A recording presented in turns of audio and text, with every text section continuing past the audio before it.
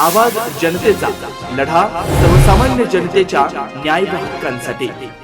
विधानसभा निवडणुकीच्या अर्ज माघारीच्या आजच्या शेवटच्या दिवशी अनेक नाट्यमय घडामोडी घडल्या। सिल्वर ओक, मातोश्री ते वर्षावरूनही अनेक निरोप खाली आले, फोन झाले, चर्चा झाली, आश्वासनांची खैरात दिसली। महामंडळे, विधान परिषदा, जिल्हा परिषदेंचेही शब्द दिले गेले, त्यामुळे अनेक बंडोबा थंड झाले, तर काही ठिकाणचं बंड थोपवण्यात मात्र पक्षश्रेष्ठीनं अपयश आल्याचं दिसलं। श्रीगोंद्यात महायुतीकडून भाजपाच्या प्रतिभा बबनराव पाचपुते तर महाविकास आघाडीकडून शिवसेनेची उमेदवारी आणलेल्या अनुराधा नागवडे यांच्यातील लढत अंतिम झाली आहे। मात्र अर्ज माघारीच्या दिवशी प्रतिभा पाचपुते यांच्याऐवजी त्यांचे सुपुत्र विक्रमसिंह पाचपुते यांना अंतिम उमेदवारी देण्यात आली। शरद पवार गटाचे माजी आमदार राहुल जगताप यांनी अपक्ष अर्ज भरल्यानं त्यांच्या हालचालीकडे लक्ष होतं, मात्र शेवटच्या क्षणापर्यंत त्यांनी माघार घेतली नाही।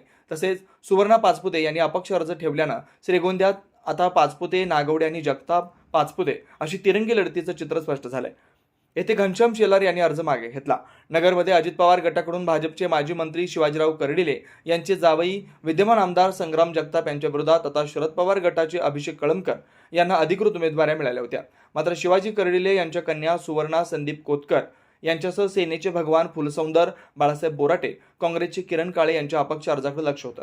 यात कोतकर यांच्यासह अपक्षाने अर्ज माघार घेतले, मात्र शशिकांत गाडे यांनी अर्ज ठेवला असून आता संग्राम जगताप, अभिषेक कळमकर व शशिकांत गाडे अशी तिरंगी लढत होणार आहे। नेवाशात महाविकास आघाडीकडून शिवसेना ठाकरे गटाचे शंकरराव गडाख तर महायुतीकडून भाजपातून ऐनवेळी शिंदे गटात ठेवून सेनेची उमेदवारी घेतलेल्या विठ्ठलराव लंघे यांच्यात सामना होणार आहे। मात्र या ठिकाणी भाजपचे माजी आमदार बाळासाहेब मुरकुटे यांनी प्रहारकडून उमेदवारीचा निर्णय घेतला होता। त्यांना थांबवण्यासाठी मोठे प्रयत्न सुरू होते, मात्र शेवटच्या क्षणीही मुरकुटेने अर्ज माघारी न घेतल्यानं येथे गडाख, लंघे, मुरकुटे अशी तिरंगी लढत होणार आहे। शेवगाव पातर्डीत महायुतीकडून भाजपाचे आमदार मोनिका राजळे यांच्या विरोधात महाविकास आघाडीकडून प्रताप काका ढाकणे यांना उमेदवारी जाहीर झालेली होती, तर महायुतीत जागा भाजपला गेल्यानं अजित पवार गटात असलेले चंद्रशेखर घुले यांची अडचण झाली होती। त्यांनी अपक्ष अर्ज दाखल केला। शरद पवार यांची भेट घेऊन आशीर्वाद घेतल्याचं दिसलं, त्यामुळे शेवटच्या दिवशी त्यांनी आपला अर्ज मागे घेतला नाही। त्यामुळे येथे राजळे, ढाकणेंसह घुले, हर्षदा काकड्याची चौरंगी लढत होणार आहे। पारनेरमधून विजय भास्कर औटी, विजय सदाशिव औटे, संदेश कारले यांनी आपले अपक्ष अर्ज कायम ठेवले, तर सुजित झावरे, माधवराव लामखडे यांनी माघार घेतली। तसेच बंडू रोहकले यांनी राष्ट्रवादी शरद पवार गटात प्रवेश केला। शिवसेना तालुका प्रमुख श्रीकांत पठारे यांनीही मातोश्रीवरून उद्धव ठाकरेंच्या निरोपानंतर थांबण्याचा निर्णय घेतला।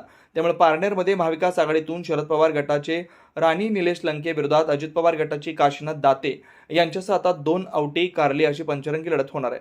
संगमनेरात महाविकास आघाडीचे बाळासाहेब थोरात, महायुतीचे अमोल खताळ यांच्यातच सामना होणार आहे। अकोलेत अजित पवार गटाचे आमदार किरण लहामटे यांच्या विरोधात शरद पवार गटाचे अमित भांगरे त्यांची उमेदवारी अंतिम झाली होती, मात्र माजी आमदार वैभव पिचड यांच्या अर्जाकडेही लक्ष लागलं होतं। तसेच मधुकर तळपाडे, मारुती मेंगाळ यांच्या भूमिकाही महत्त्वाच्या ठरल्या होत्या। माघारीच्या दिवशी पिचड हे प्रतिनिधीमार्फत अर्ज माघार घेत असताना कार्यकर्त्यांनी हा अर्ज फाडून टाकताना अपक्ष लढण्यावर शिक्कामोर्तब केले, तर तळपाडे आणि मेंगाळ यांनी अपक्ष अर्ज ठेवल्यानं आता पंचरंगी लढत होणार आहे। श्रीरामपुरात काँग्रेसने विद्यमान आमदार लहू कानडे यांची उमेदवारी कापून त्या ठिकाणी हेमंत ओगलेंना उमेदवारी दिली, त्यामुळे नाराज कानडे यांनी ही जागा शिंदे गटाची असताना त्या ठिकाणी अधिकांच्या मदतीनं अजित पवार गटाची उमेदवारी आणली। त्यामुळे शिंदे गटाचे भाऊसाहेब कांबळे यांनीही पक्षाकडून एबी फॉर्म आणून उमेदवारी अर्ज भरला होता। मात्र माघारीत कांबळे माघार घेणार की कानडे याकडे लक्ष होतं, मात्र आज माघारीच्या दिवशी कांबळे नॉट रिचेबल झाल्याचं दिसलं, त्यामुळे आता श्रीरामपुरात ओगले, कानडे आणि कांबळे अशी तिरंगी लढत दिसणार आहे। नवनवीन घडामोडी आणि सत्य बातमी पाहण्यासाठी आजच आमच्या YouTube चॅनलला सबस्क्राईब करा, शेअर करा आणि लाईक नक्की करा।